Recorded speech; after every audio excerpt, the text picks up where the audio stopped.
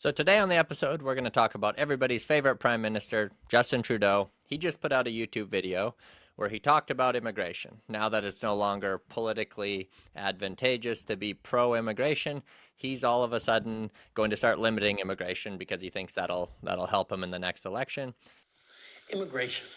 Let's talk about it. In the last 2 years, our population has grown really fast, like baby boom fast. And increasingly, bad actors like fake colleges and big chain corporations have been exploiting our immigration system for their own interests. He does a great job of blaming everybody but himself on the immigration problem. He blames universities for taking advantages of students and businesses for taking advantage of students. And all he did was what the people asked for. We needed more workers, and he brought them in. Every sector has different wants and needs when it comes to immigration. But after the pandemic, they all came to us with the same message. After 2 years with closed borders, we need more people, more workers, fast. So we brought in more workers, and it was the right choice. What he fails to mention, he didn't just slightly increase immigration to bring in some workers.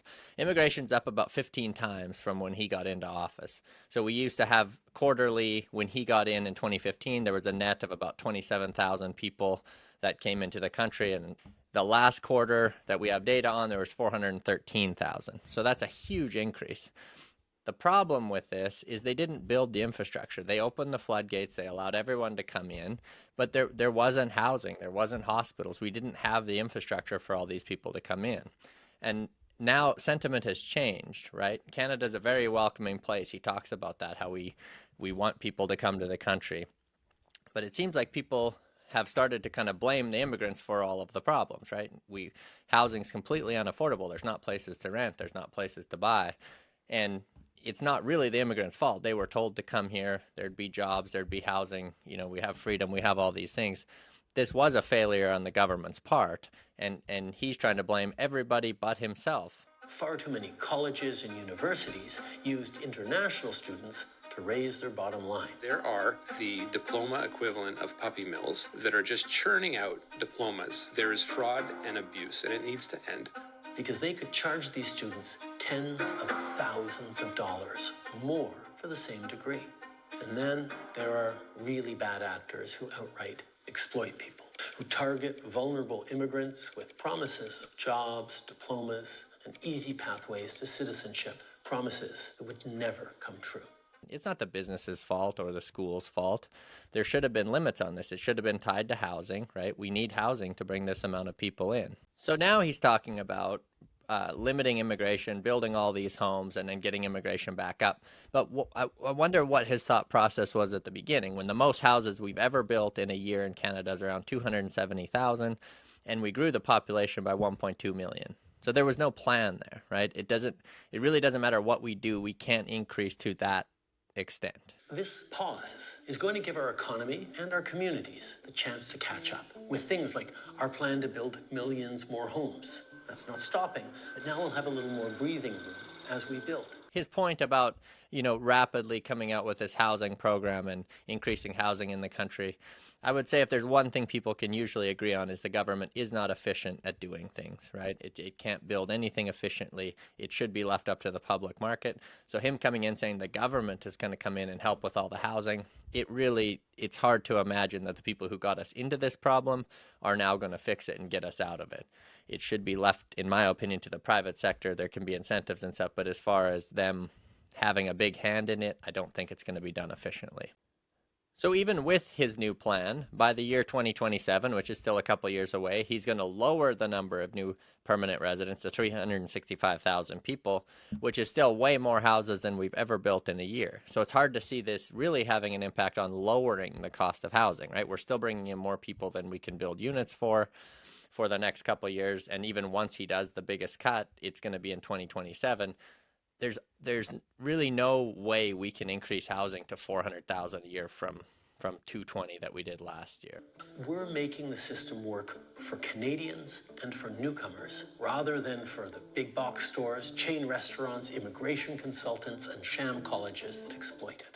I do think it's kind of hypocritical how in the same video he blames businesses and schools for the immigration problem, and at the end of the video he said this is 100% government's issue or government's problem to fix, right? It's government's responsibility for immigration, and he's going to try to take credit for now lowering immigration numbers because he thinks it'll look better with voters. But at the beginning of the video, he's blaming everybody else for the issue except himself for getting us into this problem.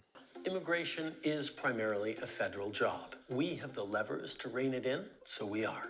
This is a big change, a major cut to immigration, reducing permanent immigration levels by at least 20%. A new string of measures to clamp down on temporary immigrants. That means a decrease in international students, temporary foreign workers. Canada's new immigration plan is straightforward. Lower the number of new immigrants coming into Canada, both temporary and permanent. The one thing that'll be interesting to see how it plays out is he was bragging about how our GDP kept going up, and largely that was due to immigration. That was just more people buying more goods. Now, if we're going to limit that, you would have to assume that GDP is going to go down. You're also taking out cheaper labor for businesses, so they're going to have to pay more. That means products are going to cost more. All these schools that he talked about making money on foreign students aren't going to be making that money. So what does that all look like for the Canadian economy, right? There's pros and cons to everything. So is GDP going to come down? GDP per person is already down, so is that number going to just free fall now that we have way less people coming into the country? It'll be interesting to see how that plays out. As far as rents going down, it'll be interesting to see. I can't see them coming down across the country. I think in the bigger cities like Toronto, Vancouver, they've just hit a kind of a ceiling where people just cannot pay anymore. And it's gotten to that point.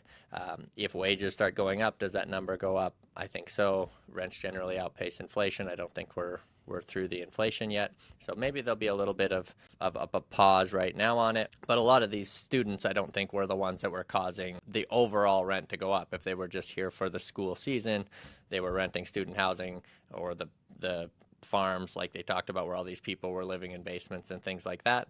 I don't think that was really causing the average rent to go up a ton. So I don't think it'll have a huge impact on rents across the country.